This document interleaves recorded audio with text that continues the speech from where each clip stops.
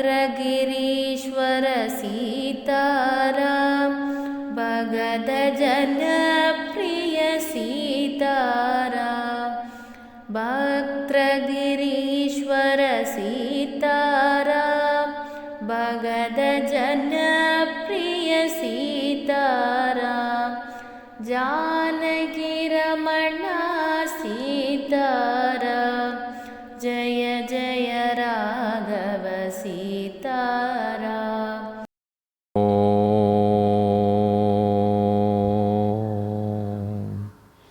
गजाननं भूतगणाधिसेवितं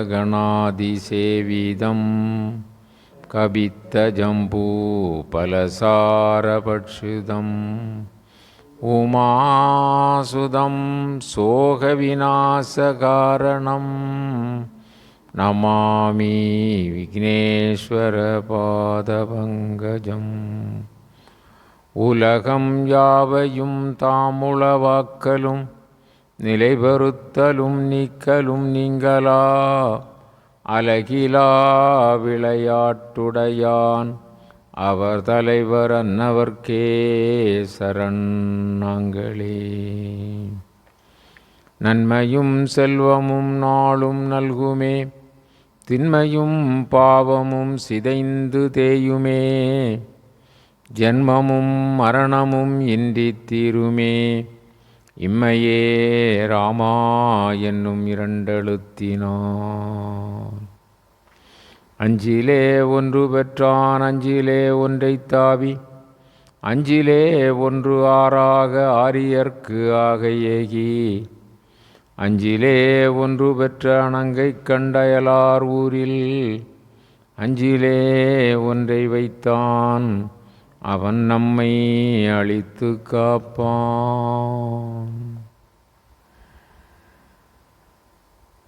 மண்கண்ட வெண்குடை கீழாக மேற்பட்ட மன்னவரும் எம் பண்கண்டளவில் பணியச் செய்வாய்.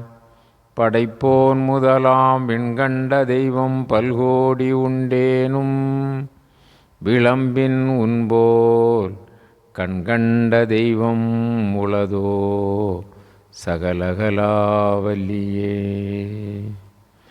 குரு பிரம்மா குரு விஷ்ணு குருதேவோ மகேஸ்வரக குரு சாட்சாத் பரபிரம்ம தஸ்மை ஸ்ரீ குரவே நமக. சச்சிதானந்த குரு சத்குரு யோகிராம் சுரத்குமார் திருவடிகளே சரணம். சத்குருநாத மகாராஜ் கி ஜெய். ஓம்.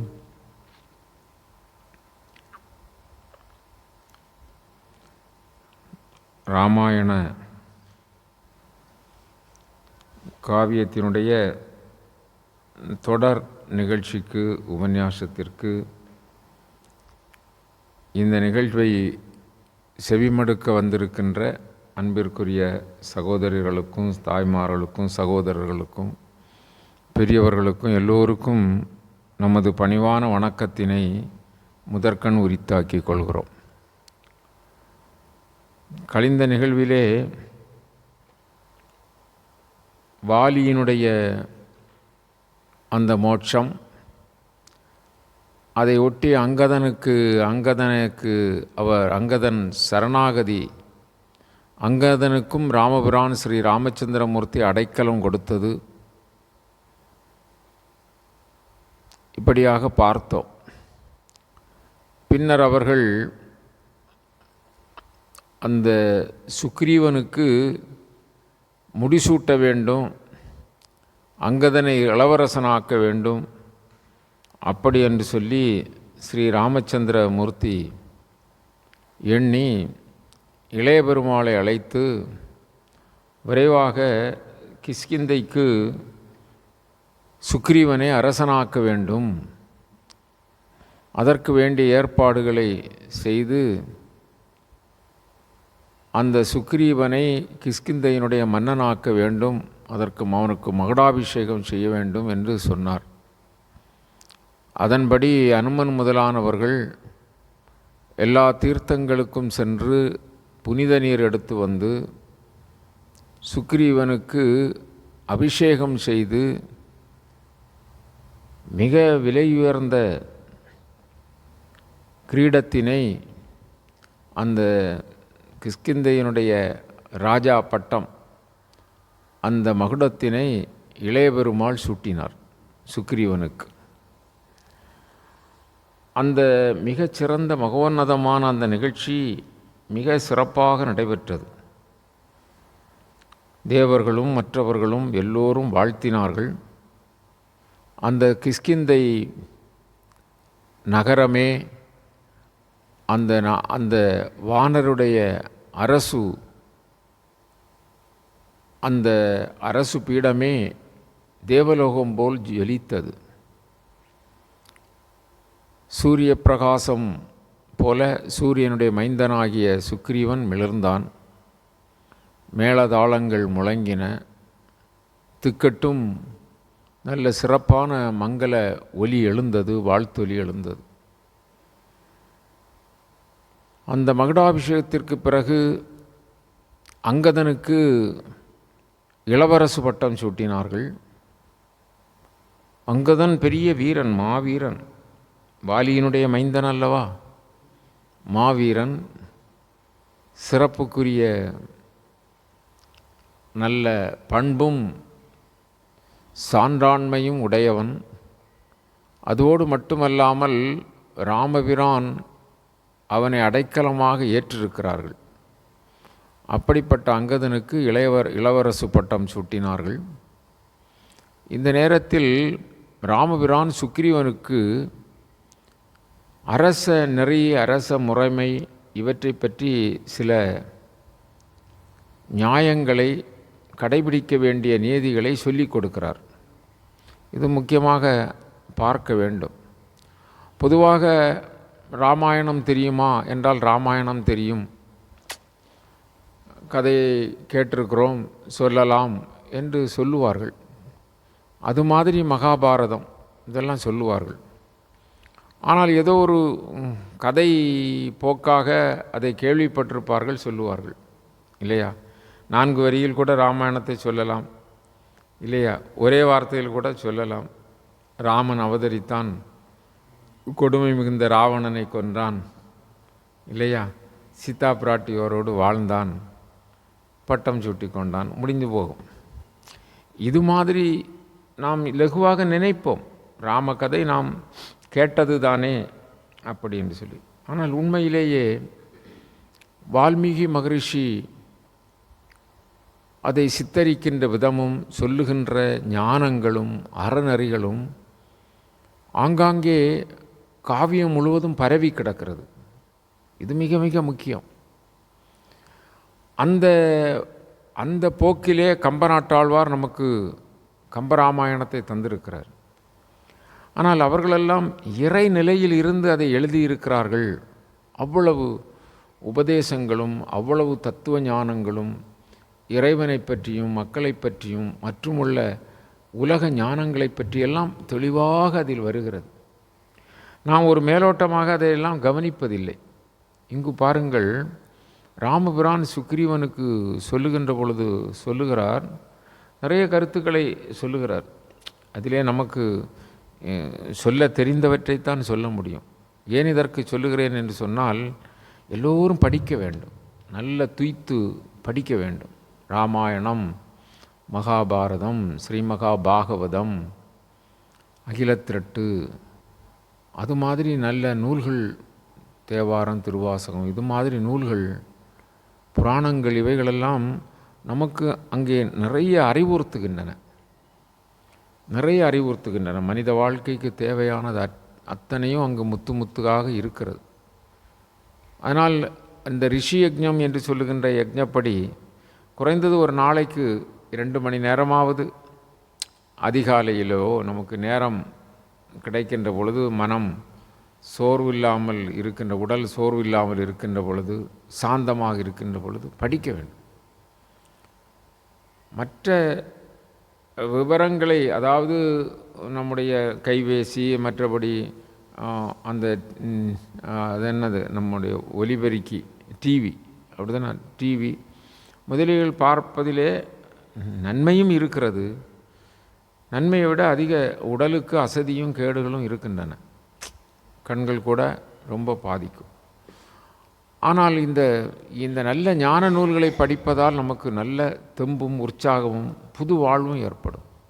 இங்கு பாருங்கள், அவர் சொல்லுகிறார், அதாவது மனிதனுடைய பிறப்பும் இறப்பும் எப்படி அமைகிறது என்று சொன்னால், அவர்களுடைய வினைக்கு ஏற்ப அமைகிறது. என்ன வினை செய்கிறோமோ அதற்கு ஏற்பத்தான் அந்த பிறப்பும் வருகிறது, இறப்பும் வருகிறது.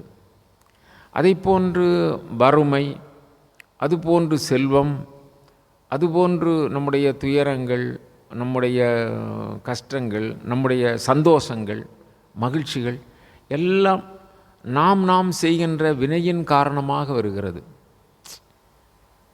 ஆகவே நாம் நன்றாக இருக்க வேண்டும் என்று சொன்னால் நல்ல காரியங்களில் தான் ஈடுபட வேண்டும். தெரிந்து வைத்து கொண்டும் இப்பொழுது நாம் தீங்குகள் பிறருக்கு இழைக்கவோ அல்லது நாம் ஏதேனும் சூழ்ச்சியான வஞ்சனையான அல்லது பிறர் பொருட்களை அபகரிக்கின்ற, களவாடுகின்ற, பொய் சொல்லுகின்ற இது மாதிரி தன்மையினால் நமக்கு பிறவி அமைகிறது. பிறவியின் மூலம் நமக்கு துன்பங்களும் சந்தோஷங்களும் பாவ புண்ணியங்களுக்கு ஏற்ப வருகிறது என்பதை நாம் தெரிந்திருந்தால் செய்ய மாட்டோம், இல்லையா? இப்பொழுது நாம் கஷ்டப்படுகிறோம், அது நாம் செய்த வினை என்று சொல்லப்படுகிறது. அதுபோல் நாம் மகிழ்ச்சியாக இருக்கிறோம், அதுவும் வினைதான். நாம் வறுமையோடு இருக்கிறோம், தேடி தேடி பார்க்கிறோம், வறுமை நீங்கவில்லை, அதுவும் நாம் செய்த வினைதான். எதுவும் செய்யவில்லை, சும்மா சந்தோஷமாக இருக்கிறார், பொருள் வந்து கொண்டே இருக்கிறது, அதுவும் வினைதான். ஆக வினையின் காரணமாக பிறவியும் மரணமும் ஏற்படுகிறது.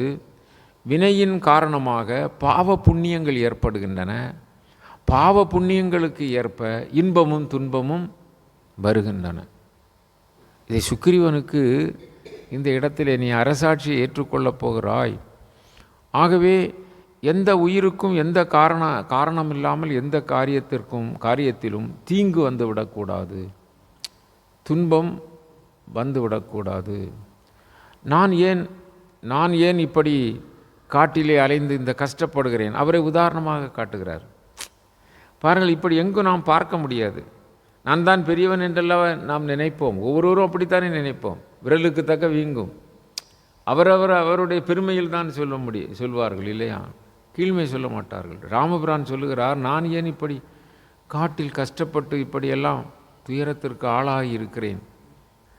அன்று ஒரு நாள் ஒரு சிறிய உருவம் கொண்ட கூனியை நான் வில்லில் எய்த ஒரு மண் உண்டையால் அவளை தாக்கினேன்.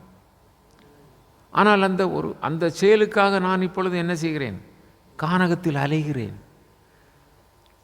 பாருங்கள், இது நாம் படித்தோம் அறிந்தோம் என்று சொன்னால் நம்முடைய உள்ளத்தில் எவ்வளவு வேரூன்றுகிறது பாருங்கள். அவர் ஏதோ வஞ்சனையினால் செய்யவில்லை. அவர் ஏதோ ஒரு நிமித்தம் விளையாட்டு பருவத்திலே இவள் கூனி கொண்டு போகிறாள், இல்லையா? அதுவும் அவளுக்கு நன்மைதான்.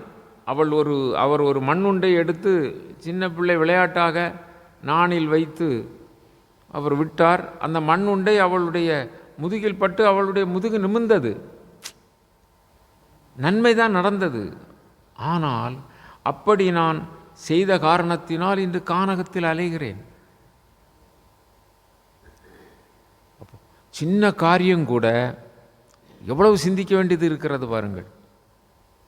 அப்படி தவறுகள் வந்துவிடக்கூடாதுங்கிறார். பெண்களால் இறப்பு ஏற்படும். பெண்களால் ஒரு புகழுக்கு அழிவு ஏற்படும். இப்போ மண்ணாசை, பெண்ணாசை, பொன்னாசை என்று சொல்கிறோம் அல்லவா? மூவாசை. இதெல்லாம் சாதாரணமானது அல்ல. இவைகளெல்லாம் மனிதனை எங்கோ மாய உலகுக்கு எடுத்து சென்று விடும். இதை குறிப்பிட்டு அவர் சொல்லுகிறார் பாருங்கள்.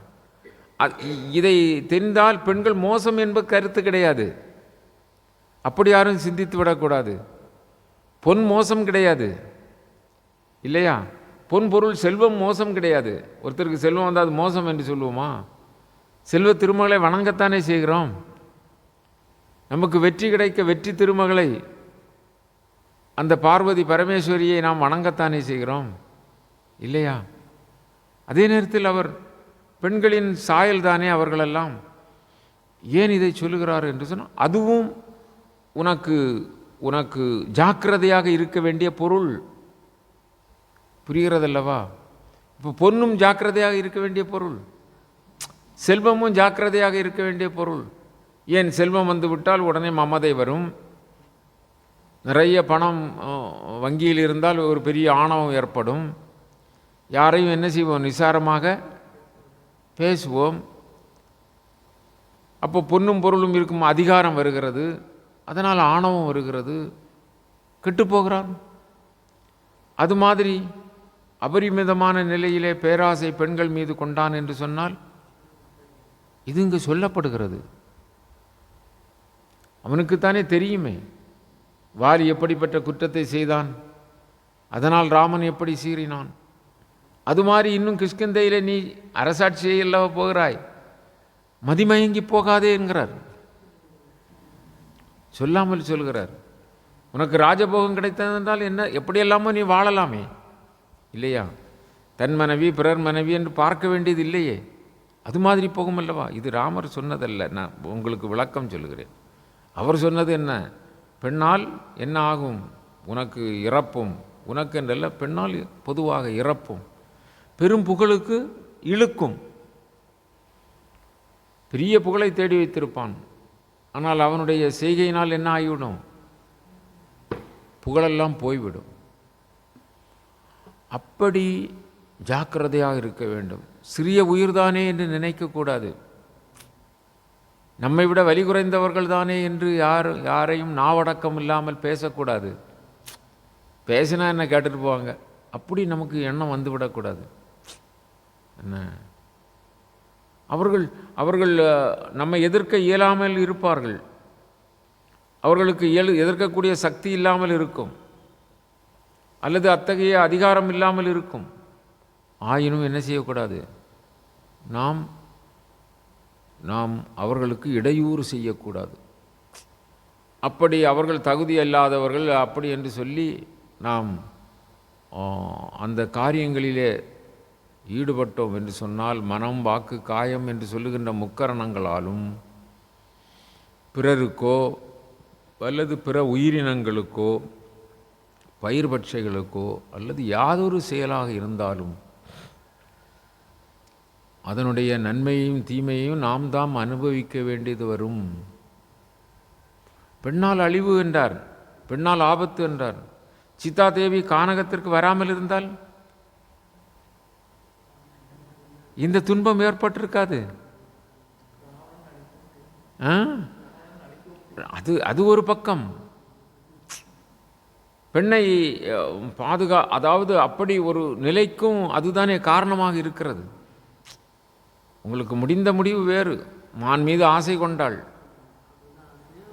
அப்போ அவைகளெல்லாம் பெண் நிமித்தம் ஏற்படுகிறது. அதனால் என்ன, ஜாக்கிரதையாக இருக்க வேண்டும், உஜாராக இருக்க வேண்டும். வாழ்க்கை என்பது சாதாரணமான விஷயம் அல்ல.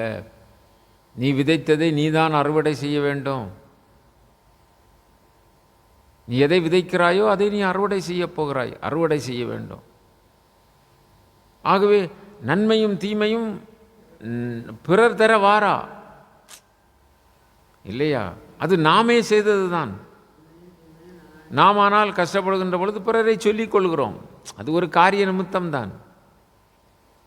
அது ஒரு காரிய நிமித்தமாக நான் நல்ல வெள்ளைச்சட்டையும் வேட்டையெல்லாம் கட்டிட்டு போனேன், அவன் பார்த்தான், ஆக்சிடெண்ட்டில் மாட்டிக்கிட்டேன், அடுத்த ஆள்கிட்ட போடுவோம், அப்படிதானா?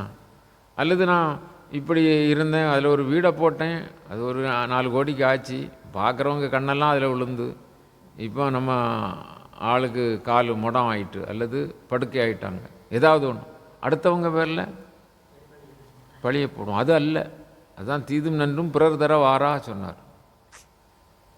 அது யமதர்மராஜா தான் உண்மையாக அதை தர்மத்தை கணக்கு பண்ணி பிடிச்சிட்டு போகிறாரு. ஆனால் நம்ம கல் தட்டி விழுந்துடாமல் இருந்தால் கொஞ்ச நாள் இருப்பார், அப்படிதானா?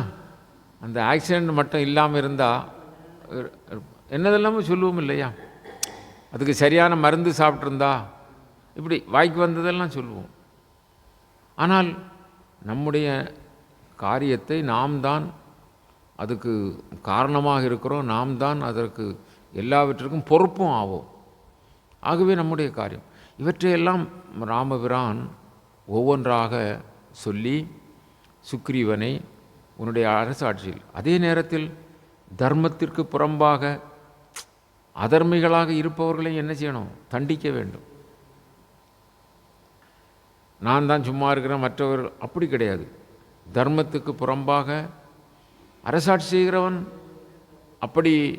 அப்படி அதர்மத்தை அழித்து வாழ்ந்தால்தானே அவனுக்கு அரசாட்சியிலே மக்கள் சுபிட்சமாக இருக்க முடியும் இல்லையா? அதனால் எது தண்டிக்கக்கூடியது, எது தண்டிக்கக்கூடாதது, எது இனிமையாக பார்ப்பது, எதை கடுமையாக பார்ப்பது, மக்களிடம் எப்படி நடந்து கொள்ள வேண்டும், அரசாட்சியிலே குடிமக்களெல்லாம் எப்படி இருக்க வேண்டும், இது மாதிரி போதனைகளை சொல்லி அவர் இந்த கார்காலம் 4 மாதம், கார்காலம் என்றால் மழைக்காலம் வருகிற வரை நான் அதோ இருக்கின்ற அந்த மலையிலே அந்த சோலையிலே தங்கி இருப்போம் என்கிறார். ஆனால் சுக்ரீவன் சொல்லுவார், இல்லை இல்லை, இங்கு இந்த கிஷ்கிந்தையிலே எவ்வளவோ சௌகரியங்கள் இருக்கின்றன, நீங்கள் வாழ்வதற்கு தகுந்த இடங்கள் இருக்கின்றன, உங்களுக்கு நேரத்துக்கு நேரம் உணவு தருவதற்கு வாய்ப்பு இருக்கிறது, எல்லாம் இருக்கிறது.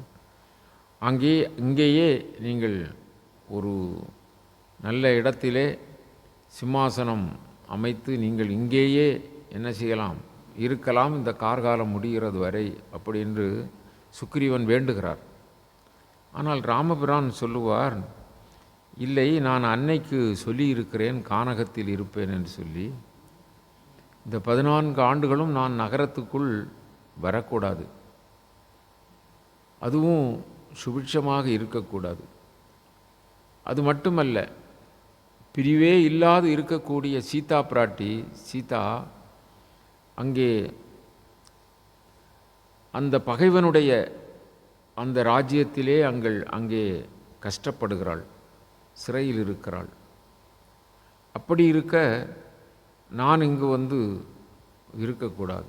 அது மட்டுமல்ல, சீதையை பிரிந்த கவலையும் என்னுடைய தன்மானத்தினுடைய நிலையும் எனக்கு இப்பொழுது பெரிய துயரத்தை கொடுக்கிறது இல்லையா?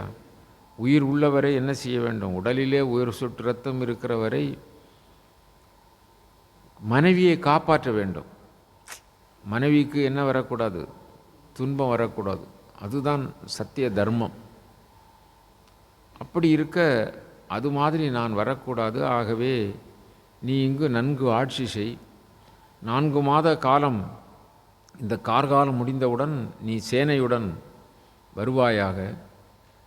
அதன் பிறகு நடக்க வேண்டிய சீதையை தேடுகின்ற அந்த காரியத்தை நாம் செய்யலாம் அப்படி என்று சொன்னார்.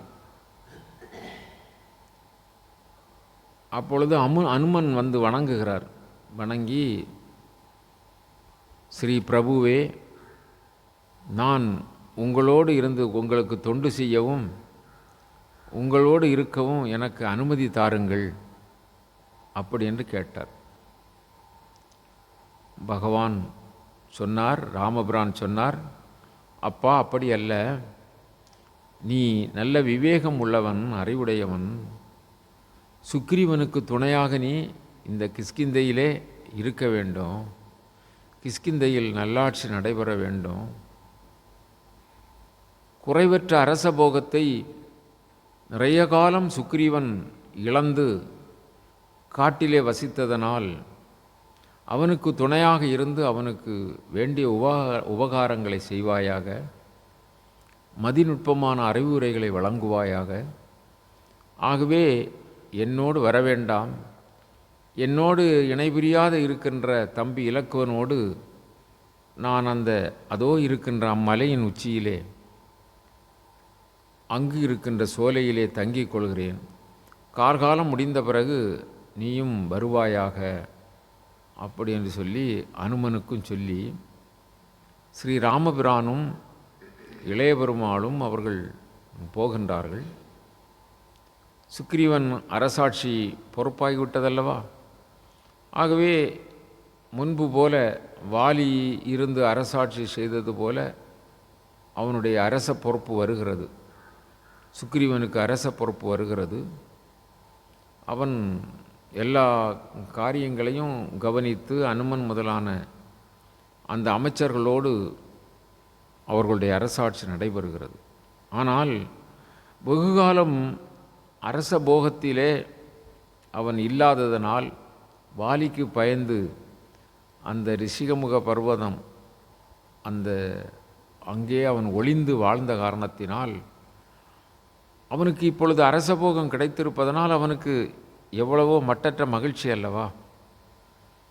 அதனால் அவன் அரசபோகத்திலே மீளாது இருந்தான், அரசபோகத்திலே திளைத்திருந்தான்.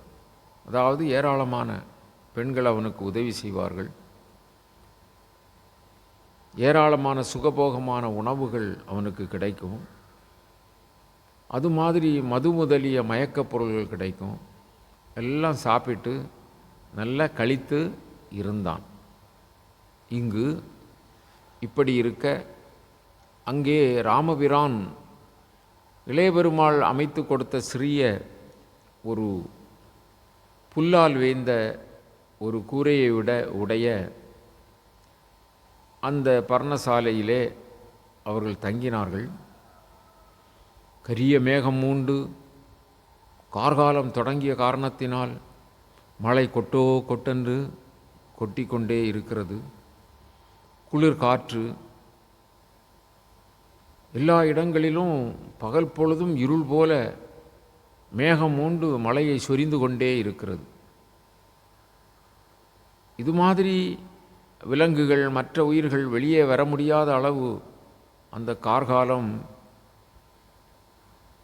மழையால் நிறைந்து பெரிய ஓடைகள், நதிகள் இவைகளெல்லாம் பெரிய ஒலியை எழுப்பி கொண்டு குளம் குட்டைகள் நிரம்பி அப்படி எங்கு பார்த்தாலும் செழுமையும் தண்ணீரும் இப்படியாக இருக்கிறது. உயிரினங்கள் பல்கி பெருகுகின்றன. இந்த கார்காலத்தை ஏன் பெரியவர்கள்லாம் தவிர்க்கிறார்கள் என்று சொன்னால், இந்த மழைக்காலத்திலே எங்கும் சஞ்சரிக்க மாட்டார்கள். அதை முன்பு சொல்லியிருப்போம், சாதுர் மாதம் என்று சொல்வார்கள். அது முனிவர்கள் மற்றவர்களெல்லாம் கொஞ்சம் 3 நாட்களுக்கு மேல் முனிவர்கள் யோகிகளெல்லாம் எங்கும் தங்க மாட்டார்கள். அவர்கள் தேச சஞ்சாரியாக சுற்றி கொண்டு வருவார்கள். காரணம் என்னென்றால், ஒரு இடத்திலே பல நாட்களாக தங்கினால் அங்கு பழக்கங்கள் ஏற்படும், அங்கு ஒரு உறவுகள் ஏற்படலாம், அதாவது நட்பு, பகைமை இது மாதிரி வரலாம்.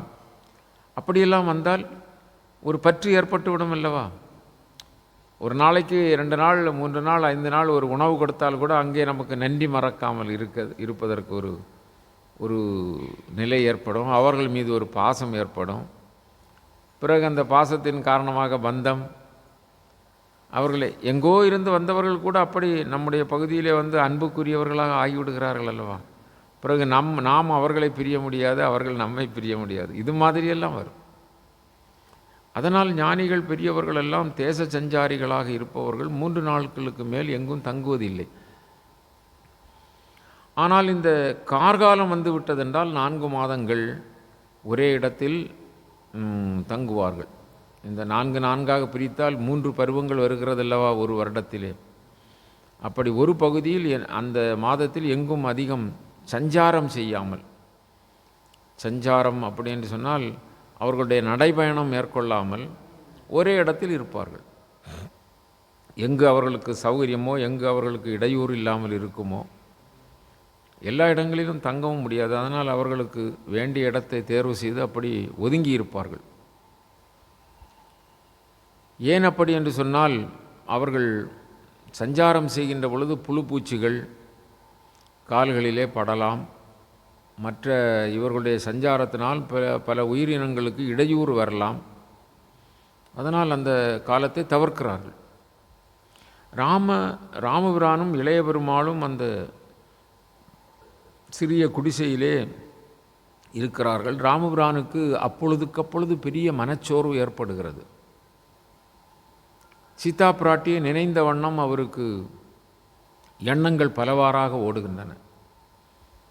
அந்த சீதா பிராட்டியை கவர்ந்தவனே அவருக்கு இங்கிருந்தே அழித்து விடலாம், அப்படி கூட வல்லமை அவருக்கு இருக்கிறது. ஆனால் அந்த அந்த அறத்திற்கு புறம்பாக எதுவும் நடந்து விடுமோ என்று சொல்லுகின்ற எண்ணம் இருக்கிறது. சீதாதேவி எங்கோ ஒரு இடத்தில் தவித்திருக்க நாம் இங்கு இருப்பது நலமா, சீதா எப்படி இருக்கிறாளோ எப்படி அடிக்கடி ஞாபகம் வருகிறது. இளைய பெருமாள் கூடவே இருப்பதனால் அவரை அப்பொழுதுக்கப்பொழுது தேற்றுகிறார். நீங்கள் மாவீரர், இப்படி நீங்கள் தயங்கக்கூடாது, இன்னும் சில மாதங்கள் தான் இருக்கின்றன, 1-2 மாதங்கள் தான் இருக்கின்றன. பாதி மாதம் கழிந்தாகிவிட்டது, 2 மாதம் கழிந்தாகிவிட்டது, இன்னும் விரைவில் கழிந்துவிடும். கார்காலம் முடிந்தவுடனே நாம் தேவியை தேடி சென்று செய்ய வேண்டிய நடவடிக்கைகளை செய்யலாம் அப்படி என்று சொல்லி அவர் ஆறுதல் கூறுகிறார். நாட்கள் அப்படி உருண்டோடின. ஒவ்வொரு நாளும் ராமபிரானுக்கு அந்த நாட்கள் கழிவதே பெரிய காரியம்தான். ஆனால் இளைய பெருமாள் அவர் பக்கத்தில் இருந்து கொண்டு கொஞ்சம் ஆறுதல் சொல்லியும் வேண்டிய மற்ற நிலைகளிலே எண்ணங்களை திருப்பியும் அப்படியெல்லாம் உதவி செய்து நாட்கள் கழிந்தன. 4 மாதம் முடிந்து விட்டது. ஆனால் இந்த 4 மாதம் முடிந்த நிலையிலும் அந்த சுக்கிரீவன் படைகளோடு வரவில்லை. அந்த வானர படைகளோடு வர வேண்டும், ஆனால் அவன் வரவில்லை. என்ன காரணம்? அவன் மதிமயக்கத்திலும் மது மயக்கத்திலும் இல்லையா, அறிவு மயக்கத்திலும் மது என்றால் போதை இல்லையா, அது பலவித போதைகளிலே அவன் என்ன செய்கிறான்? மயங்கி கிடக்கிறான். அவனுக்கு ஒன்றும் தெரியவில்லை. அவன் நாட்கள் போவதெல்லாம் அவனுக்கு தெரியவில்லை. அப்படியே எப்பொழுதும் கைப்பிடிக்க கால் பிடிக்க வெஞ்சாமரை வீச, அவனுக்கு மது எடுத்து கொடுக்க, அவனுக்கு உணவு எடுத்து, இப்படியெல்லாம் அவர்களை சுற்றி ஆட்கள் இருந்து கொண்டே இருக்கிறார்கள். அதனால் அவனுக்கு நேரம் காலம் போக தெரியவில்லை. தூங்குவதும் விழிப்பதும் மது குடிப்பதும் உணவை உண்பதும் அப்படி அந்த போகத்திலே இருக்கிறான். அதைத்தான் போகம் என்று சொல்வார்கள் இல்லையா. ஆனால் கார்காலம் முடிந்து நாட்கள் ஆகின்றன, சேனைகள் வரவில்லையே என்று இவருக்கோ, இப்போ பசி உள்ளவனுக்கு எப்பொழுது சாப்பாடு போடுவார்கள் என்று அதே எண்ணம் இருக்கும் இல்லையா. சாப்பிடலாமே சீக்கிரமாக சாப்பாடு, பசி உள்ளவனுக்கு. அது மாதிரி ஒரு சிரத்தை உள்ளவனுக்கு குறிப்பிட்ட நேரத்தில் ஒரு இடத்திற்கு போக வேண்டும். நேரம் ஓடிக்கொண்டே இருக்கிறது. இன்னும் 10 நிமிடம் இருக்குது, 5 நிமிடம் இருக்கிறது, 2 நிமிடம் இருக்கிறது, போய் சேர வேண்டும். வழி அதே குறியாக இருப்பார்கள் அல்லவா. அது மாதிரி எந்த காரியமும் அப்படித்தான். அந்த குறியை வைத்து கொண்டிருப்பவர்களுக்கு அந்த காரியத்தில் ரொம்ப கண்ணோட்டம் இருக்கும். ராமபிரான் சீதாவை காண வேண்டும், இடையூறு செய்தவனை அழிக்க வேண்டும், அறத்தை நிலைநாட்ட வேண்டும், தன்மானத்தை காப்பாற்ற வேண்டும், அப்படி இருக்கிறார். ஆனால் அவருக்கு உதவி செய்வேன் என்று சொல்லி அந்த உறுதி எடுத்துக்கொண்ட சுக்ரீவனோ அப்படி இருக்கிறான். அதனால் அவருக்கு என்ன, ராமபிரானுக்கு கோபம் வந்து விட்டது. இன்னும் வரவில்லையே அப்படி என்று சொல்லி உடனே இளைய பெருமாளை அழைக்கிறார். சொல்லுவார், நீ சுக்கிரீவனிடம் போ, நான் சொன்னதாக சொல். வாலியை கொன்ற அம்பும் வில்லும் என்ன ராமனிடம் இருக்கிறது. ஆமாம், கோபத்தில் சொல்கிறார், ஞாபகம் வைத்துக்கொள். ஆமாம், நன்றி கொண்டவனாக இருந்தால் பிழைப்பது அரிது என்று சொல். என்ன, வானரர்களும் அந்த கிஷ்கிந்தை அரச குலமும் அந்த கிஷ்கிந்தை மக்களும் பிழைக்க வேண்டும் என்று சொன்னால் உடனடியாக வானரங்களோடு வருவாயாக. இல்லையேல் தேவர்களும் மூவர்களும் உதவினாலும் அந்த சுக்கிரீவன் பிழைக்க மாட்டான். சுக்கிரீவனும் அவனுடைய குலமும் என்ன செய்யாது? பிழைக்காது. கடைசியாக சொல்லுகிறார், குரங்குகள் வானரங்கள் என்று சொல்லுகின்ற இந்த இனமே இந்த உலகத்தில் இல்லாமல் போய்விடும். அப்படி ஒரு பெயரே இல்லாமல் போகும். அப்படி நிர்மூலமாக ஆக்கி விடுவேன். ராமபிரான் சொல்லுகிறார். அதனால் தம்பி, அவர்கள் ஒருவேளை ராமனை அடைக்கலமாக அடைந்தோம், இதுபோன்று ராமன் கோபப்பட்டாலும் இன்னொருவரை அடைக்கலமாக அடைந்து விடலாம் என்று சொல்லி பிரம்மதேவனை அடைக்கலம் அடைந்தாலும் அவன் பிழைக்க மாட்டான். ஆகவே தம்பி, நீ கோபத்தில் சென்று அவர்கள் பேச்சை கேட்டு அங்கேயே அவர்களை கொன்றுவிட்டு வந்து விடாதே. என்ன, அதை அவர்கள் சொல்லுவதை பொறுத்து கொண்டு அல்லது அங்கு இருக்கிற நடவடிக்கைகளை பார்த்து பொறுத்து கொண்டு அவர்கள் சொல்வதை எனக்கு வந்து சொல்வாயாக. இளைய பெருமாளும் அங்கே போய் அழிச்சிடக்கூடாது. இப்படி சொன்ன உடனே இளைய பெருமாளுக்கு சாதாரணமாகவே அண்ணன் மீது பரிவும் அதற்கு எதிராக இருப்பவர்கள் மீது என்ன பெரிய ஆத்திரமும் வரும். பெரிய கோபக்காரர். இப்பொழுது அண்ணனே அந்த இதை சொல்லுகின்ற பொழுது சாதாரணமாக சாந்தப்படுவார். இப்பொழுது அவரே சொன்ன பிறகு இலக்குவனுக்கு என்ன வேண்டுமா கோபத்திற்கு? அப்படியே தன்னுடைய விரிந்த மார்பில் திரண்ட தோளில் அம்புரா துணியை கட்டினார். வில்லை எடுத்துக்கொண்டார். அந்த அஸ்திரங்களை எல்லாம் நிரப்பிக்கொண்டு கிஷ்கிந்தைக்கு போகிற அந்த பாதை வழியாக போகவில்லையாம். அவர்கள் முந்தி வந்த பாதை தனியாக கிடக்கிறது. ஆனால் மரங்களும் கொடிகளும் மலைகளும் நிறைந்த புது பாதை வழியாக, குறுக்கு வழியாக விரைந்து போகிறார் கிஷ்கிந்தையை நோக்கி. இவர் போகின்ற அந்த சினத்தின் காரணமாக அவருடைய அந்த கோபக்கனல் கொப்பளிக்கிறதாம். அவர் கால் வைத்தால் அந்த பூமாதேவியே நடுங்குகிறாளாம். அந்த பூமாதேவியை தாங்கி நிற்கின்ற ஆதிசேடன் என்ன இளைய பெருமாளுக்கு இப்படி கோபம் என்று திகைக்கிறதாம். ஆதிசேடனுடைய அம்சம்தான் இவர். அம்சம்தான் யார்? ஆதிசேடனின் அம்சம் யார்? இளைய பெருமாள், இலக்குவன். என்ன, அவர் தான் இலக்குவனாக வந்திருக்கிறார். ஆகவே இவர் மிதிக்கின்ற பொழுது, காலால் பூமியிலே பதித்து நடக்கின்ற பொழுது அப்படி மலைகளெல்லாம் பொடி பொடியாகின்றன. பூமி அழுந்துகிறது. பூமியை தாங்குகின்ற அந்த ஆதிசேடன் அது துயரப்படுகிறது. இவ்வளவு பெரிய நிலையிலே கோபாக்கினியோடு போகிறார்.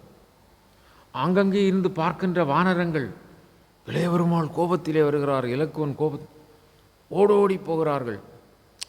ஓடோடி சென்று அவர் உள்ளே வந்து விடக்கூடாது என்று சொல்லி அந்த அரண்மனை பெரிய வாயிலை மூடுகிறார்கள். அந்த குரங்குகளுக்கு அந்த மாதிரி புத்தி. நாம் முதல்ல செய்ய வேண்டியது என்னது? உள்ளே வந்துடாம தடுப்போம் அப்படி என்று சொல்லி அந்த குரங்குகள் எல்லாம் திரண்டு, ஆயிரக்கணக்கான குரங்குகள் திரண்டு வந்து கோட்டை வாயிலை மூடின. சாதாரணமாக பகைவர்கள் வருகின்ற பொழுது கோட்டை வாயிலை மூடுவார்கள். கோட்டைக்குள் வராமல் இருக்கணும்ல. இது கோபத்தில் வருகிறது தெரிகிறது. ஆகவே என்ன நடக்குமோ தெரியவில்லை, என்ன காரணத்திற்காக வருகிறாரோ தெரியவில்லை. ஆகவே கோட்டை வாயிலை மூடுவோம் என்று சொல்லி பெரிய கதவு, யாராலும் அசைக்க முடியாது. அது மாதிரி அதை பொருத்தி இருக்கின்ற அரண், விண்ணளாவிய அரண், பெரிய கோட்டை மதில். அந்த கோட்டை வாயிலை இந்த வானரங்களெல்லாம் பல ஆயிரக்கணக்கான வானரங்கள் சேர்ந்து மூடின. மூடினால் மட்டும் போதாது, நாம் பெரிய மலைகளை எல்லாம் கொண்டு வந்து அந்த கதவுக்கு அடை கொடுத்து அங்கே வந்து விடாமல் தடுத்து மலைகளையெல்லாம் குவித்தார்கள். குவித்து இன்னும் போதாது, அதையும் மீறி வந்தால் நாம் விடக்கூடாது என்று சொல்லி பெரிய மரங்களை எல்லாம் ஒடித்து கதை போன்று கைகளில் வைத்து கொண்டு பெரிய மரங்களை எல்லாம் வைத்து கொண்டு அந்த கோட்டை வாயிலின் பின்பக்கத்திலே நிறைய பேர் நெருங்கி கூடி நிற்கிறார்கள் வானரங்கள். இவர் இளைய பெருமாள் வந்தார், கோபத்தோடு வருகிறார். நெருங்கினார், வாயிலை பார்த்தார், வாயில் மூடி இருக்கிறது. மலைகளையெல்லாம் சேர்த்து வைத்திருக்கிறார்கள். அவருக்கு என்ன, அப்படியே காலால் ஒரு உதை கொடுத்தார் அந்த கோட்டை வாயிலிலே. உதைத்ததுமே அது கம்பநாட்டாழ்வார் சொல்லுகிறார், பஞ்சின் மெல்லடி போன்ற திருவடியை எடுத்து உதைத்து. முந்தி கால் பெருவிரலால் அந்த அவன் கவந்தன் அல்ல, அவனுடைய பேர் என்ன, எலும்பு கூடு கிடந்ததல்லவா, என்ன பேர், மதங்க மகரிஷியினுடைய ஆசிரமத்தில் கிடந்த அந்த எலும்பு கூடு அது யாருடையது? அவன் பல நாள் போரிட்டு வாலி தூக்கி அறிந்தான் அல்லவா, ஒரு அசுரன். அந்த எலும்பு கூட்டை இவன் கால் பெருவிரலால் எத்தினான். இலக்குவன் ராமபிரான் சொன்னதனால் அது வானலாக ஓடி வெளியே விழுந்தது. அதுபோன்று அந்த காலால் உதைத்த மாத்திரத்திலே இந்த கோட்டை வாயில் சுக்கு நூறாக, சுக்கு ஆயிரமாக, சுக்கு கோடியாக என்று சொல்ல வேண்டும், அது மாதிரி உடைந்து தரித்தது. அங்கு வைக்கப்பட்டிருந்த மலைகளெல்லாம் அப்படி 10 யோஜனை 20 யோஜனை தூரம் சென்று விழுந்தன பொடியாகி. பார்த்தார்கள் வானரர்கள். அவர்கள் இவரை ஏதாவது செய்ய வேண்டாம்லாம் இருந்தோம். பயந்து ஓடினார்கள். எல்லாம் பயந்து ஓடி ஆங்காங்கே எவ்வளவோ தூரத்துக்கு அப்பால் காட்டில் போய் மூச்சு வாங்கினார்களாம். அது மாதிரி போய்விட்டார்கள். உள்ளே வந்தார். கோபத்தோடு வருவதை அங்கதன் பார்த்து கொண்டான். இளைய பெருமாள் கோபத்தோடு வருகிறார், இப்படி கோட்டை வாயிலை மிதித்து கொண்டு வருகிறார். அங்கதனுக்கு என்ன செய்வதென்று தெரியவில்லை. அவன் ஓடோடி போனான். அவன் வாலியின் மைந்தன். ஓடோடி சென்றான். சுக்ரீவன் இருக்கின்ற அங்கே சுக்ரீவன் அந்தப்புறத்திலே அப்படி ரொம்ப மது போதையிலே அப்படி பெண்களோடு உல்லாசத்திலே இருந்து கொண்டிருக்கிறான். அப்படி தூங்கி கொண்டிருக்கிறான்.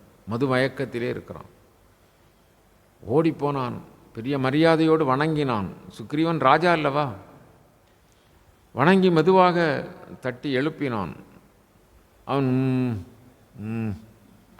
அப்படி எழும்பினான். கொஞ்சம் தலையே. இலக்குவன் கோபத்தோடு வருகிறான். என்ன நடக்கிறது என்று தெரியவில்லை. நீங்கள் எழுந்திருங்கள், இப்படி நீங்கள் மதுமயக்கத்திலே படுத்திருக்கலாமா? ராஜா, நீங்கள் சொன்ன வார்த்தைப்படி போகவில்லை, அதனால இருக்கலாம் கோபம் கொண்டு வருகிறார், எழுந்திருங்கள் என்று எழுப்புகிறான் பல முறை. ஆனால் அவன் அங்கதனோ ஒரு பெரிய யானைக்குட்டி போன்றவன், பெரும் வீரன். அவன் எழுப்பி இவன் எழும்பவில்லை என்றால் அவ்வளவு தூக்கம் என்ற அர்த்தம் என்ன? அதன் பிறகு இவன் எழும்பாததனால் வேறு வழி இல்லாமல் அங்கதன், ஆஞ்சநேயர் மந்திரி அல்லவா, ஆஞ்சநேயரிடம் போய் சொல்லுவோம் என்று சொல்லி ஆஞ்சநேயரிடம் ஓடுகிறார். ஆஞ்சநேயரை பார்த்து, இப்படி விவரம், தந்தையை எழுப்பினேன், ராஜாவை எழுப்பினேன், அவர் எழும்பவில்லை, என்ன செய்வது? கோட்டை வாயிலை இந்த வானரங்கள் அறியாமையினால் மூடிவிட்டன, அதை உடைத்து கொண்டு இளைய பெருமாள் வருகிறார், இலக்குவன் வருகிறார், எனக்கு என்ன செய்வதென்றே தெரியவில்லை, நீங்கள் தான் ஆலோசனை சொல்ல வேண்டும். அவர் ஒரு ஆலோசனை சொன்னார். அதன்படி இருவரும், அங்கதனும் அனுமனும் சேர்ந்து தாரையிடம் செல்கிறார்கள். தாரை யார் என்று சொன்னால், ஆஞ்சநேயர் ரொம்ப அறிவுடையவர் அல்லவா, அதனால் எந்த இடத்தை எப்படி சமாளிக்க வேண்டும் என்று அவருக்கு தெரியும். ஆகவே தாரையிடம் கூட்டி கொண்டு போகிறார்.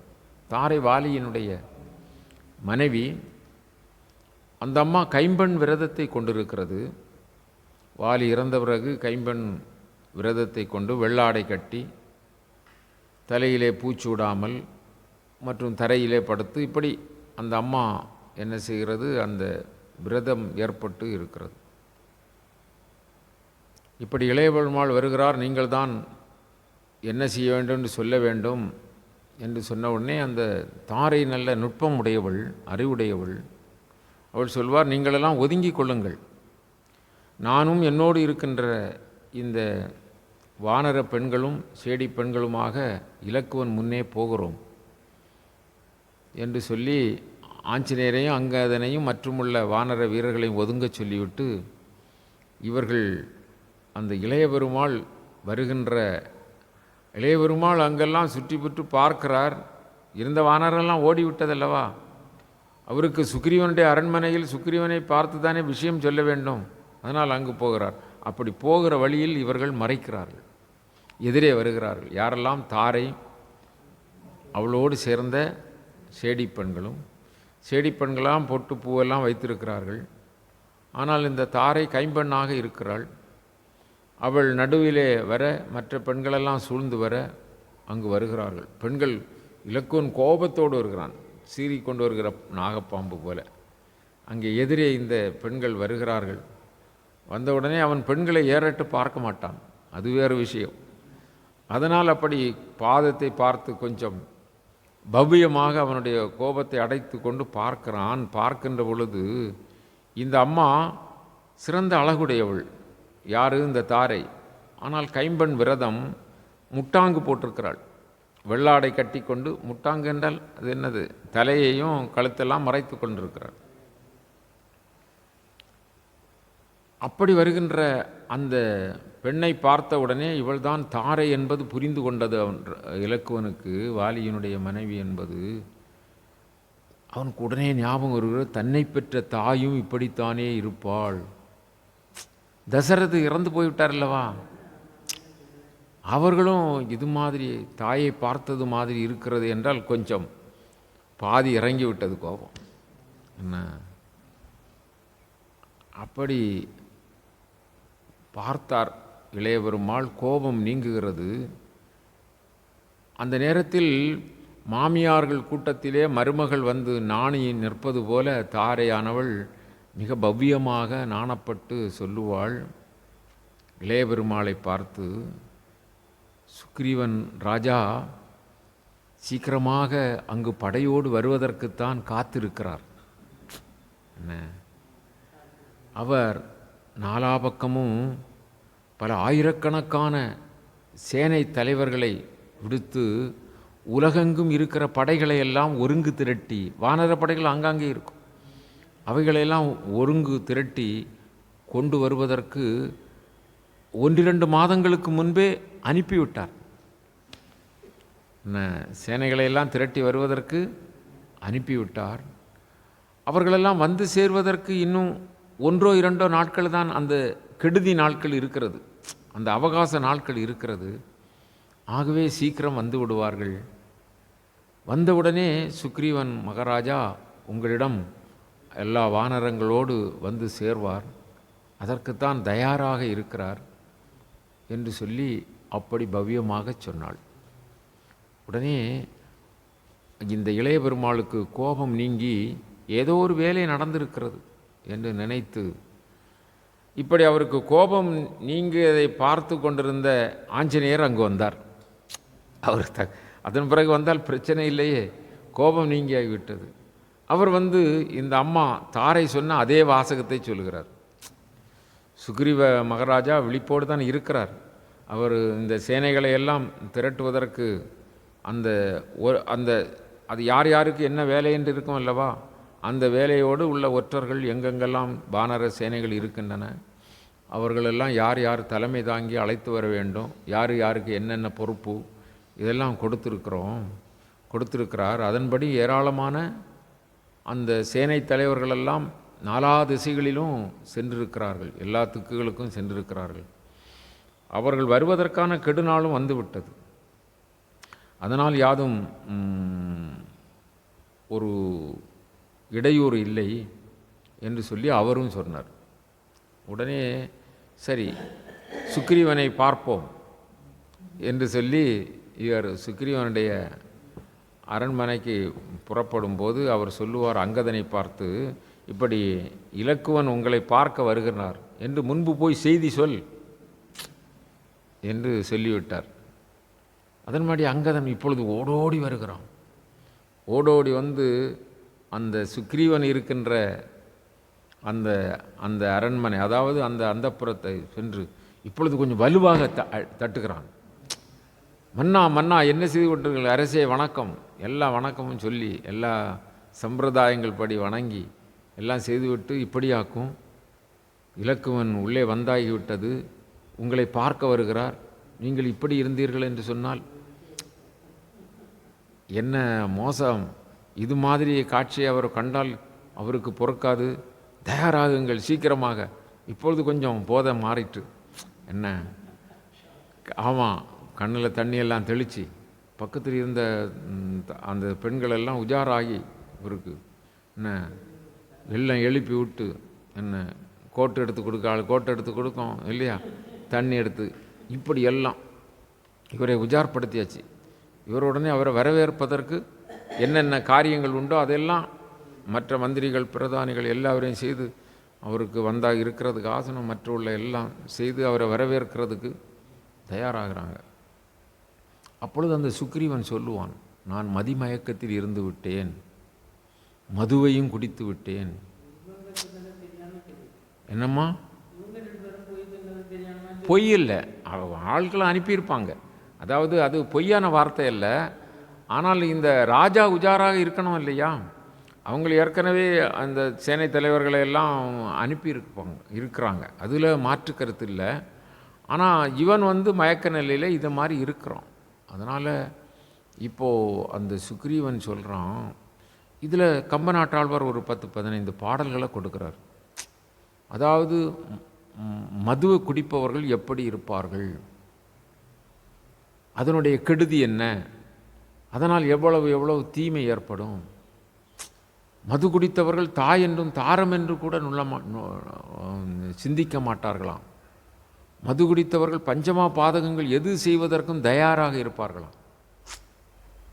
வீடு பற்றி எரிகிறது என்று சொன்னால் அங்கே என்ன சாதனம் கிடக்கு, மனைவியும் அம்மா அப்பா தானே இருப்பாங்க, போனால் போட்டு, அப்படி கூட சொல்லுவான். புரியுது இல்லையா? எந்த பஞ்சமா பாதகம் செய்வதற்கும் அஞ்ச மாட்டார்கள். இப்போ நம்முடைய நாட்டில் இப்போ நடக்கிறது இல்லையா, இந்த நாட்டில் நமக்கு இப்போ நம்முடைய தமிழ்நாட்டில் கூட நம்ம இதுதான் நமக்கு உடனடியாக தெரியுது. இது வந்து இப்போ மது எல்லா இடங்கள்லையும் புழங்கிறதுனாலையும், போதைப் பொருள்கள் எல்லா இடங்கள்லையும் சர்வசாதாரணமாக கிடைப்பதுனாலையும், பள்ளி பிள்ளைகள் முதல் எல்லோருக்கும் அது லகுவாக அது பரிமாறப்படுகிற காரணத்தினால, லகுவாக கிடைப்பதனால மக்கள் மதிமயக்கத்தில் இருக்கிறாங்க. போதைக்கு ஆள்பட்டவர்கள் உய்வது கிடையாது. காருக்குள்ளே போய் வெளியே விழுறான் இல்லையா, ட்ரெயினில் தலையை வைக்கிறான், மனைவி மக்களை கொல்லுறான், பெரிய கொள்ளை அடிக்கிறான் இல்லையா, குடும்பத்தில் உள்ள நபர்களையே அவன் வந்து மதுவுக்கு அடிமையாகனால ஒரு உயிர் என்று கூட நினைக்க மாட்டேங்கிறான். அது மாதிரி பல கொள்ளைகள், கொலைகள், பஞ்சமா பாதகங்கள், பெண்கள் நடமாட முடியாது. இது மாதிரி அவல நிலை அதிகமாவதற்கு காரணம் நாம் எந்த அரசாட்சி என்பதல்ல, யார் ஆட்சிகிறார் என்பதல்ல, மதுவினுடைய காரணத்தினால் மக்களெல்லாம் மதிமயங்கி கேடுற்று வறுமை மிஞ்சி பரிதாபமாக 45 வயசு 40 வயசுக்கு மேலே யாரும் வாழலை. ஆஸ்பத்திரி என்ன ஆகுது, மருத்துவமனை, தெருவுக்கு 4 மருத்துவமனை. என்ன முந்தி டீ கடையெல்லாம் எங்கேயோ எப்போவோ தான் இருக்கும், இப்போ வீட்டுக்கு வீடு டீ கடை மாதிரி. இப்போ தெருவுக்கு தெருவு 3-4 மருத்துவமனை. மருத்துவமனைக்கே இப்போ விளம்பரம் ரொம்ப, இங்கே வாருங்க இங்கே வாருங்க இங்கே வாருங்க. மருத்துவமனைக்கெல்லாம் முந்தி விளம்பரம் பார்க்க முடியாது. மருத்துவமனைன்னா அந்த நோயாளிகள் சொல்லி இன்னும் ஆஸ்பத்திரின்னா நல்ல ஆஸ்பத்திரின்னு பார்த்து போவாங்க. இப்போ முக்கு மருத்துவமனைக்கு விளம்பரம். ரேடியோவை ஆன் பண்ணால் மருத்துவமனைக்கு விளம்பரம், டிவியை ஆன் பண்ணால் மருத்துவமனைக்கு விளம்பரம். பிறகு நோயாளிகளை பிடிக்கிறதுக்கு அங்கங்கே ஏஜென்ட்ரு. இப்போ ஏஜென்ட் நம்ம ஆசிரமத்துக்கும் ஒரு ஏஜென்ட் வந்து இங்கே யாருக்கோ சோமு இல்லையாமல் அதை பார்க்கணும், அந்த ஆஸ்பத்திரி கொள்ளலாம், நாங்கள் கூட்டிகிட்டு போயிடுவோம். ஆமாம், இந்த இதெல்லாம் ஆலோசனை எல்லாம் இலவசம், மருந்து அப்படியெல்லாம் சொல்லிட்டு போகிறோம். அங்கே போய் சேர்ந்த பிறகு தான் தெரியும்.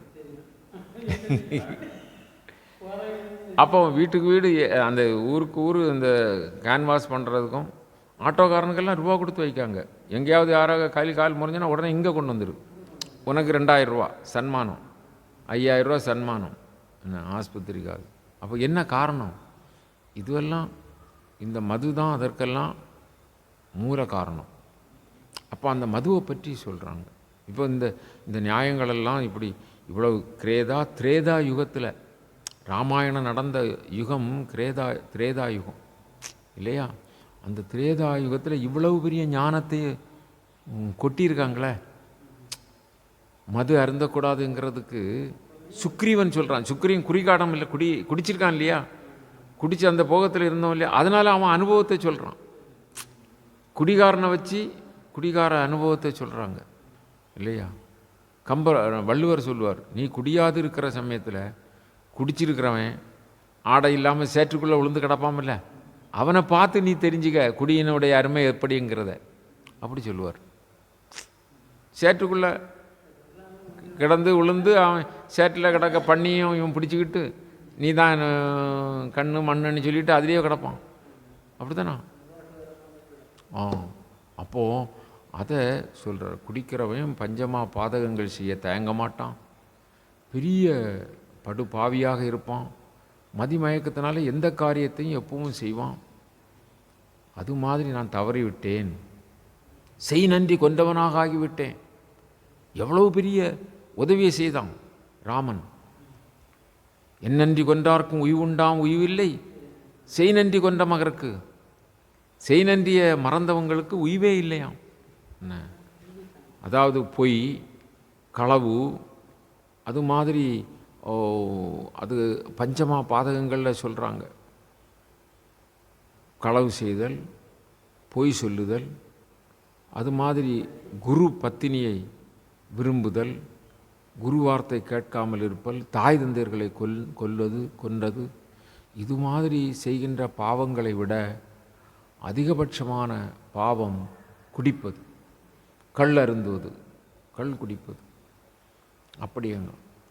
அதனால் நான் நன்றி கொண்டவனாக ஆகிவிட்டேன், ஐயோகோ மறந்து போய்விட்டேனே என்று பச்சாதாபப்படுகிறான். அப்படி அந்த மது அருந்துதல், போதைப் பொருள்கள் அருந்துதல், இதனுடைய கெடுதி இங்கு சொல்லப்படுகிறது சுக்ரீவன் வாயிலாக. இளையபெருமாள் இப்பொழுது இந்த நேரத்தில் அங்கே நெருங்கி விட்டார் அரண்மனை. அவர் உங்களை வரவேற்க தயாராக இருக்கிறார், கொஞ்சம் நில்லுங்கள் என்று சொல்லி அரண்மனை அந்த சுக்ரீவன் இருக்கிற மாளிகையின் முன்பு இளையபெருமாளை நிறுத்திவிட்டு இவர்கள் அங்கு வரவேற்பதற்கு என்ன எல்லாம் உண்டுமோ, ராஜா வரவேற்கின்றார், பேரிகை முழங்க வேண்டும் இல்லையா, நல்ல பன்னீர் தெளித்து வர வேண்டும், அது மாதிரி நல்ல மாலைகள், நல்ல பெரிய தட்டத்தில் பழங்கள் அது எல்லாம் வைத்து கும்ப மரியாதை இதெல்லாம் செய்து, வானவர்களிலே அந்த வானரங்களிலே முனிவர்கள் என்று சொல்லி வேதங்கள் தெரிந்தவர்கள் வேதங்களை சொல்ல, இப்படியாக பெண்களெல்லாம் புடைசூழ அப்படி வருகிறார்கள். வந்து இளைய பெருமாளை வாயிலே வரவேற்கிறார்கள். வரவேற்று அவர் சொல்வதற்கு முன்பாக சுக்ரீவனே சொல்லுகின்றான், நான் கொஞ்சம் தவறிழைத்து விட்டேன், கார்காலம் முடிந்தவுடனே வராமல் இருந்து விட்டேன், மன்னிக்க வேண்டும். இப்பொழுது சேனைகளெல்லாம் வந்துவிடும், இன்னும் ஒரு சில நாட்களிலே கெடு முடிந்து போய்விடும், அதனால் வந்து விடுவார்கள்.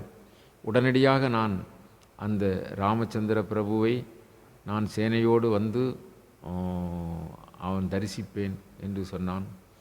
அது மாதிரி இளைய பெருமாளை உபசரித்து நீங்கள் இங்கே உட்காருங்கள் என்று சொல்லி ஆசனம் கொடுத்தார்கள். அவர் உடனே சொல்லுவார், இந்த ஆசனத்திலே என் அண்ணனாகிய ராமன் அங்கே கானகத்திலே அந்த மலையிலே கல்லிலே அவன் தரையிலே உட்கார்ந்திருக்கிறான். நான் இங்கு வந்து இந்த ஆசனத்தில் உட்காருவதா? அப்படி செய்ய மாட்டேன். அப்படி என்று தரையில் உட்கார்ந்து கொண்டான். அங்கேயே கல் பரப்பப்பட்ட அந்த தரையிலே உட்கார்ந்து கொண்டான். பார்த்தார்கள், எல்லோரும் திடுக்கிட்டு போனார்கள். தம்பியினுடைய அந்த நிலை எப்படி பாருங்கள். அப்படி உட்கார்ந்து விட்டான். பிறகு உண்ணுவதற்கு ஏதாவது பழம் இதெல்லாம் கொண்டு வருகிறோம். இல்லை இல்லை, நான் செல்வது வரை எதிர்பார்த்திருப்பார். நான் செல்லும் வரை அவர் சாப்பிட மாட்டார். நான் சென்ற பிறகு காய்கனிகளை பறித்து ஏதாவது கிழங்குகளை எடுத்துக்கொண்டு கொடுத்து அவர் சாப்பிட்டு மிஞ்சியதைத்தான் நான் சாப்பிடுவேன். என்ன, அப்படி அல்லாமல் நான் சாப்பிட்டேன் என்றால் நாய் உமிழ்ந்த எச்சிலை சாப்பிட்டதற்கு சமானம் அப்படிங்கிறார். அதனால் நான் சாப்பிட மாட்டேன், நான் கிளம்புறேன், சீக்கிரமாக அப்போ தயாராகி வந்து விடுங்கள், நான் அண்ணனிடம் போய் சொல்லுகிறேன் என்று சொல்லி அவர் புறப்பட்டு போகிறார். அது மாதிரி இவர்கள் குறித்த நேரத்தில், அந்த நேரத்தில் அந்த சுக்ரீவன் சேனை வருவதற்கு 1 நாள் 2 நாள் ஆனாலும் நான் இப்பொழுதே ராமபிரானை வந்து தரிசனிக்க வேண்டும் என்று இளைய பெருமாளோடு வந்து விட்டார். ராமனை பார்ப்பதற்கு வந்து விட்டார். அது ரொம்ப முக்கியம். வந்து ராமனுடைய திருவடிகளில் விழுந்து நமஸ்காரம் செய்து, நான் தவறிழைத்து விட்டேன், மன்னித்து விடுங்கள் என்று நடந்த காரியங்களை எல்லாம் சொல்லி, கொஞ்சம் அரச போகத்தில் இருந்து விட்டேன், எல்லாம் உண்மையை சொல்கிறார். ஆனால் வருந்த வேண்டாம், என்னை மன்னியுங்கள், இன்னும் 1-2 நாட்களிலே இந்த சேனைகளெல்லாம் வந்துவிடும் என்று சொல்லி உடனே இவன் விழுந்து வணங்கி நமஸ்காரம் செய்த சுக்ரீவனை அவர் தூக்கி எடுத்து மார்புற தழுவிக்கொண்டு, வருந்தாதே, நீ உண்மையை உணர்ந்தால் போதும், வருந்தாதே என்று சொல்லி சென்றார். அதன் பிறகு விடைபெற்று கொண்டு சுக்ரீவன் அங்கு சென்று அனுமன் முதலானவர்கள் ரொம்ப உஜாராகி சேனைகளும் வந்துவிட்டன. சேனைகள் என்றால் எப்படி சேனைகள்? அதாவது கோடிக்கணக்கான வானரங்கள். என்ன, 70 வெள்ளம். 70 வெள்ளம்னா பல கோடி. ஒரு வெள்ளத்திற்கு எவ்வளவு என்று கணக்கு இருக்கிறது. அந்த வெள்ளம் அளவிலே வானர சேனைகள் 4 பக்கங்களில் இருந்தோம். அணிவகுத்து விட்டால் அந்த கிஷ்கிந்தை நகரமோ அல்லது சுற்றியுள்ள காடுகளோ ஒன்றிலும் ஆள் நிற்க முடியாது. அவ்வளவு அணிவகுப்போடு அதற்குரிய அந்த டமாரம் மேளங்களோடு ஆயுதங்களோடு சேனைகளெல்லாம் வகுத்து, அதைத்தான் சேனைகான் படலம் என்பார்கள். என்ன, அங்கே ராமலக்குவர்கள் இருக்கின்ற இடத்திலே கொண்டு அணிவகுத்து விட்டாச்சு. நீலன், நளன், இப்படி சேனை தலைவர்கள், சாம்பவன், இப்படி எல்லாம் போட்டு பெரிய, அப்பா எங்கு பார்த்தாலும் வானரங்கள் தான், தரையோ வேறு எதையும் பார்க்க முடியாது, அப்படி நிறைந்திருக்கிறார்கள். அதுவும் அணிவகுத்து சேனைகள். ஸ்ரீ ராமச்சந்திர பிரபு அந்த சேனைகளை எல்லாம் பார்த்து சந்தோஷப்பட்டார்.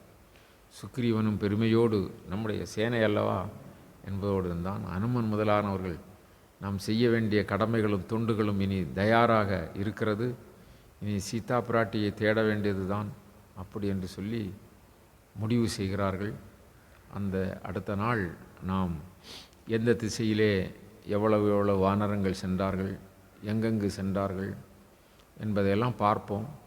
தென் திசைக்கு அனுமனை விடுவார்கள், அதெல்லாம் நாம் பார்ப்போம். நாளைய தினம் அடுத்த நாள் இந்த நிகழ்ச்சியை நாம் தொடங்கலாம். இப்பொழுது சேனைகான் படலம் முற்றி இருக்கிறது. அதன் பிறகு சீதா பிராட்டியை தேடுதல் என்று சொல்லுகின்ற அந்த இடம், அதற்கு ராமபிரான் என்ன கட்டளை இடுகிறார், மற்றவர்களாம் எப்படி அதை பின்தொடர்ந்து பணி செய்கிறார்கள், தென் திசையிலே குறிப்பாக சென்ற ஆஞ்சநேயர் எப்படி எங்கெல்லாம் போகிறார், எப்படியெல்லாம் நடக்கிறார்.